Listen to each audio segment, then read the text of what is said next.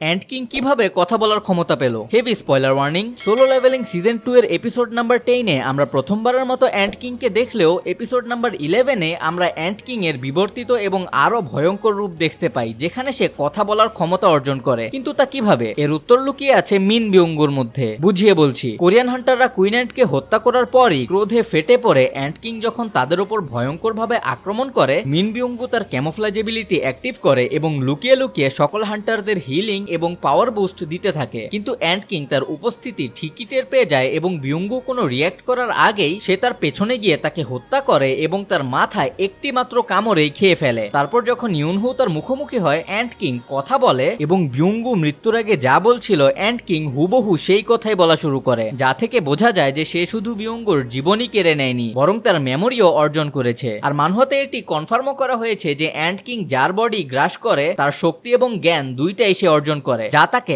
আরো ভয়ঙ্কর শত্রুতে পরিণত করে। আর